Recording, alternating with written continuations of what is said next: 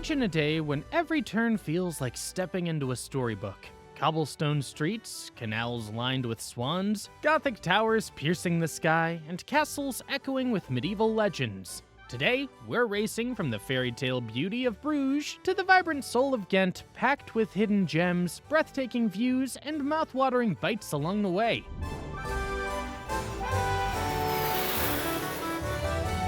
All of it woven into one unforgettable day. Let's begin this journey.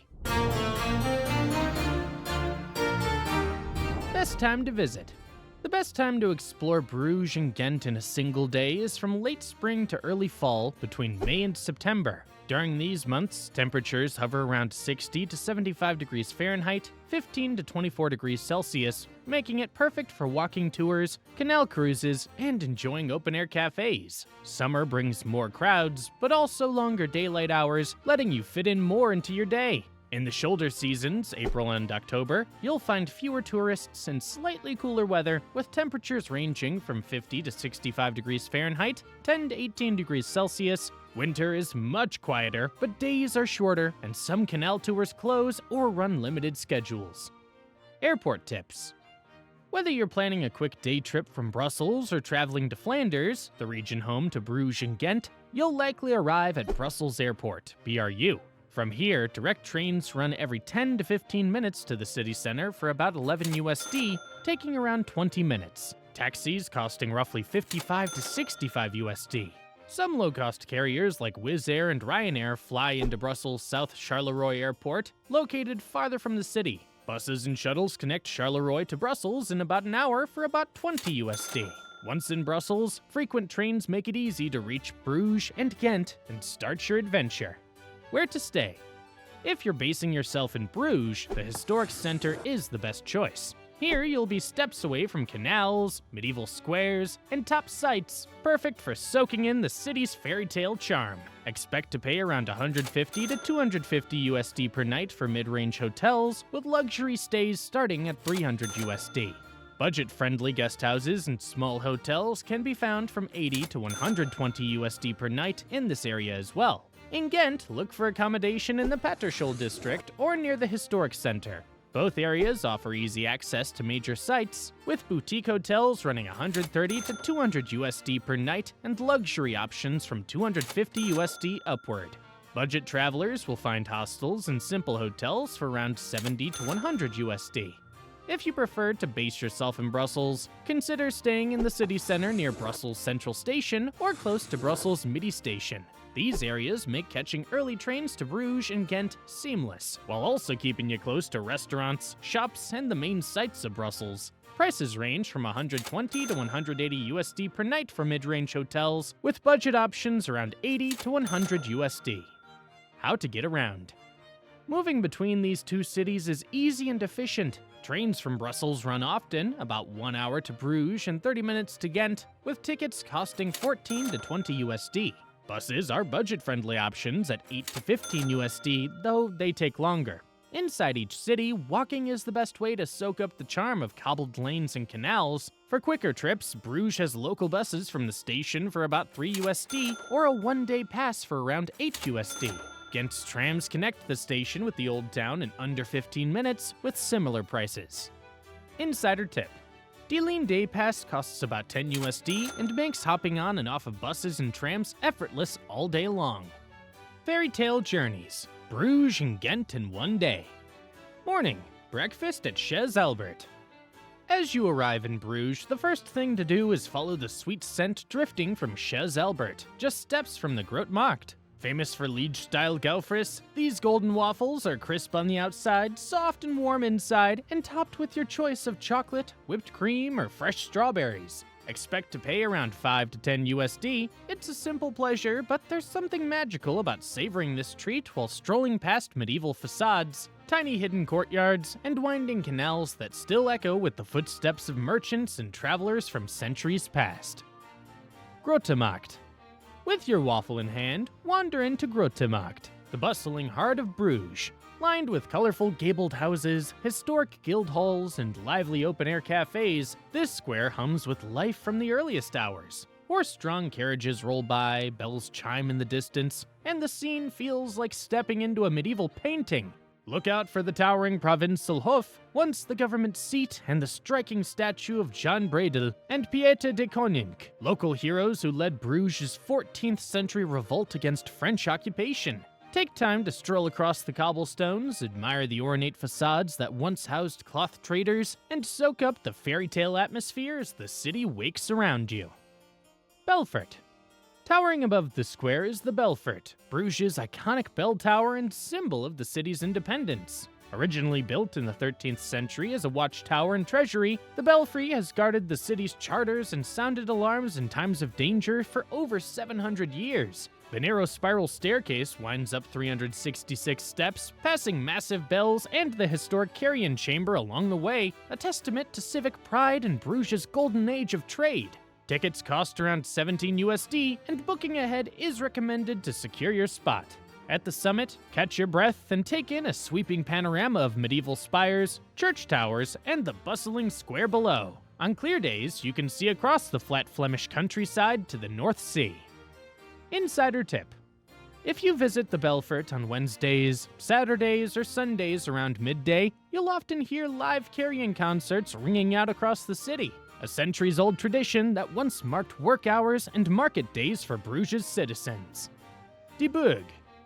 Just a short walk from the Grote Markt lies De Burg, a historic square that was once the fortified seat of Bruges' early counts. Today, this elegant plaza is surrounded by centuries of layered architecture, the Gothic spires of City Hall, the Baroque facade of the old civil registry, and the small ivy-draped archway leading to the Basilica of the Holy Blood. It's a crossroads where Bruges' civic, religious, and political histories converge, making it the perfect spot to pause before stepping inside the magnificent City Hall or visiting the sacred relic housed in the Basilica next door.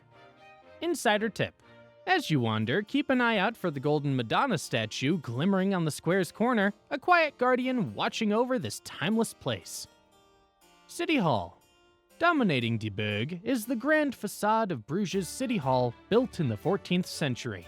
It stands as one of the oldest city halls in the Low Countries, its intricate Gothic exterior bristling with statues of saints, rulers, and allegorical figures representing justice and wisdom.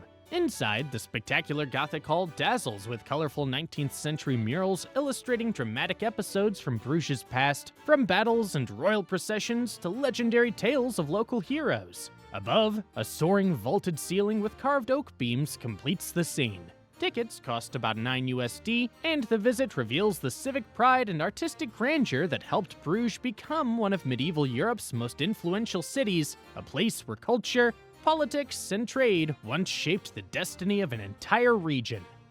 Basilica of the Holy Blood. Tucked beside the City Hall is the Basilica of the Holy Blood, a small two-level chapel guarding one of Bruges' most sacred relics, a vial said to hold a drop of Christ's blood, believed to have been brought to Bruges by Thierry of Alsace after the Second Crusade. Entry is free and the experience is quietly powerful. The lower chapel, with its dim Romanesque arches and bare stone walls, feels steeped in centuries of mystery and devotion. Climb the stairs to the upper chapel and you'll find a space glowing with stained glass, gilded details, and richly painted murals that depict scenes of Bruges' religious past. Whether you come for faith, history, or art, this serene stop offers a deeper connection to Bruges' layered history, tucked away just steps from the bustling De Burg Square. Late morning. Rosary, Quay, and Canal cruise. Continue your journey to Rosary, Quay, one of Bruges' most photographed spots and once an important mooring point for trading ships arriving from the North Sea.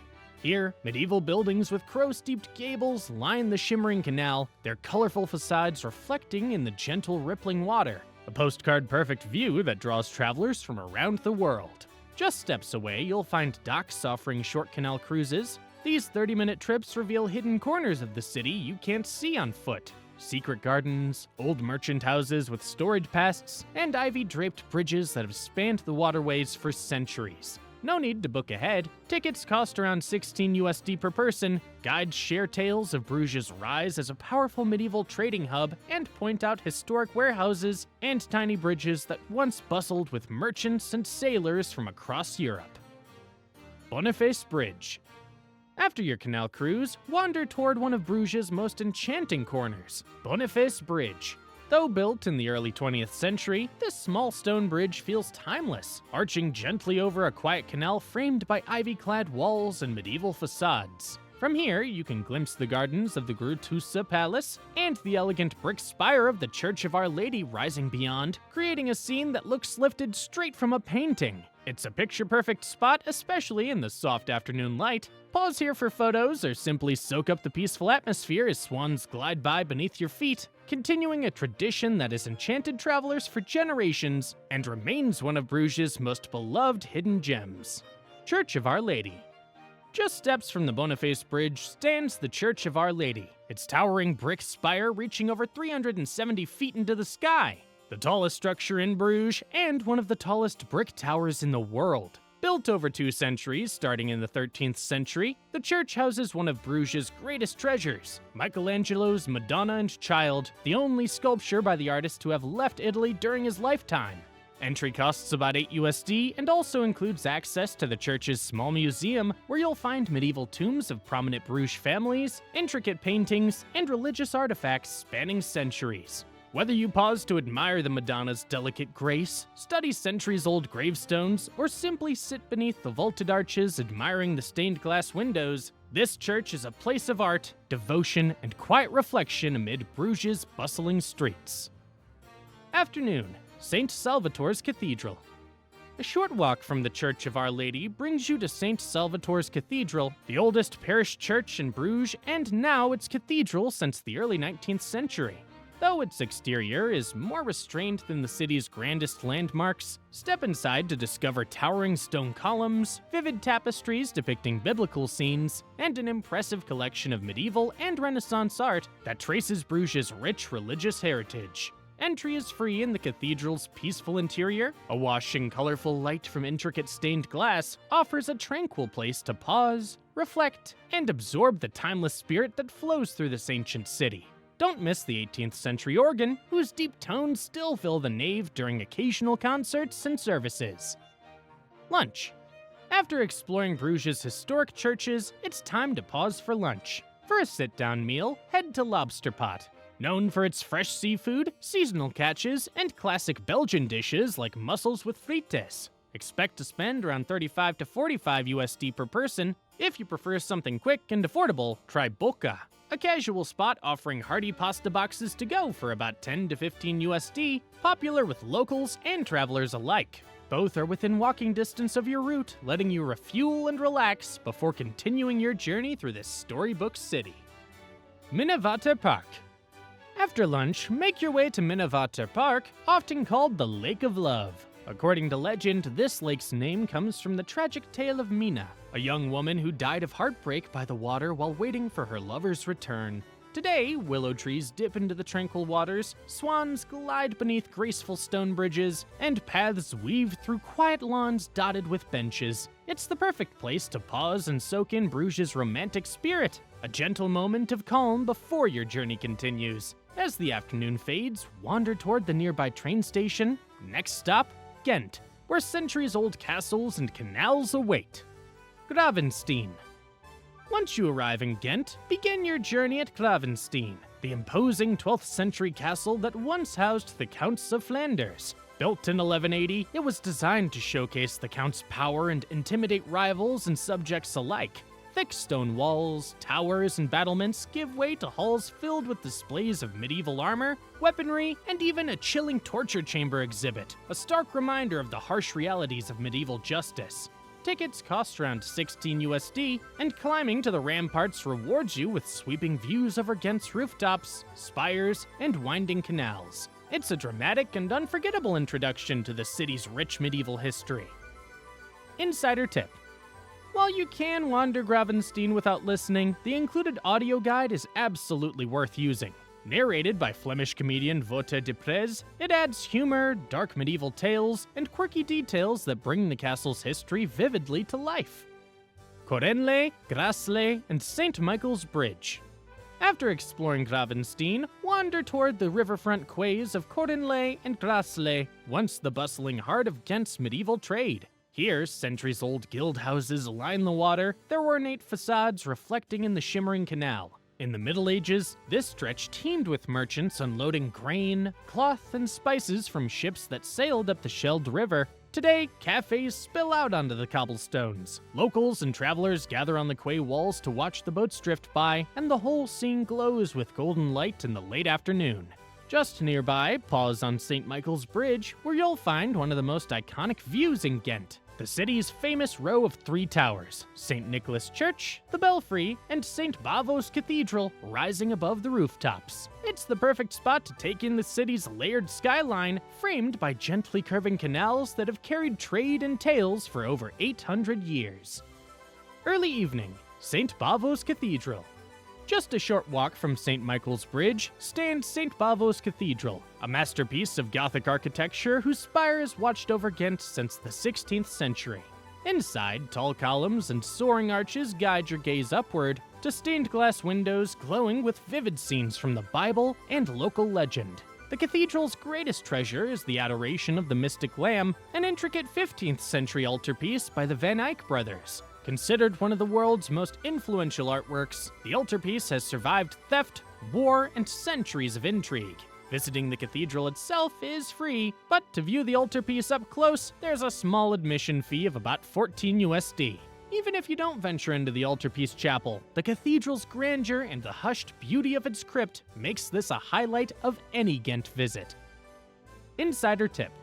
Don't miss the crypt beneath St. Bavo's Cathedral, where you can see the foundations of earlier churches and centuries-old tombs, a fascinating glimpse into Ghent's layered past. Belfry of Ghent. From St. Bavo's Cathedral, stroll over to the Belfry of Ghent, a stone sentinel that has guarded the city since the 14th century. Built to protect Ghent's precious city charters and serve as a watchtower against fire or attack, the Belfry stands as a testament to the city's long tradition of civic pride and independence. Today, you can ride the elevator partway and climb the final steps. Tickets cost about 11 USD to stand atop its panoramic platform. From there, the view stretches across Ghent's maze of cobbled streets, red-tiled rooftops, and meandering canals. Look for the gilded dragon Weather Vane perched atop the spire since 1377, once the guardian of Ghent's liberty. Below, the square hums with life, while above, the city's 3 great towers rise in perfect harmony, a timeless glimpse of Ghent's storied past and vibrant present. Evening, Graffiti Street. Just around the corner from the historic core lies a burst of modern color, Graffiti Street. Officially known as Vadengadenstraat, this narrow alley is covered in layers of ever-changing street art. Local artists and visitors alike leave their mark here, creating a constantly evolving canvas of bright murals, bold tags, and playful sketches. It's a quick stop, just a few minutes walk, but it offers a vivid contrast against medieval stone and a fun spot to snap a few photos before settling in for dinner. Insider tip. If you're in Ghent on a Sunday evening, you might spot local artists refreshing Graffiti Street with new murals, a chance to watch the artwork come alive before it's revealed the next morning. Dinner in Ghent. After a full day exploring 2 of Belgium's most enchanting cities, treat yourself to a relaxing dinner in Ghent's historic center. For something casual and satisfying, Manhattan's Burgers serves up juicy burgers piled high with toppings. Try their signature Manhattan Classic with cheddar and crispy bacon. Meals here run around 15 to 20 USD. If you prefer Belgian classics and a slower-paced riverside meal, Maison Elsa offers comforting dishes like Flemish beef stew with fries, a regional specialty that has warmed hearts for centuries, with dinner typically costing 25 to 35 USD. Either spot is perfect for unwinding and soaking up the city's evening glow, as the lamplit streets and canals shimmer with reflections of Ghent's towering spires and bridges. From misty canals in Bruges to towering castles in Ghent, you've packed centuries of history, hidden gems, and unforgettable flavors into just one day. But the journey doesn't have to end there. If you enjoyed this adventure, don't forget to like, subscribe, and turn on notifications for more inspiring travel guides. And if you're planning more time in Belgium, check out our video on Brussels next. Until then, happy exploring!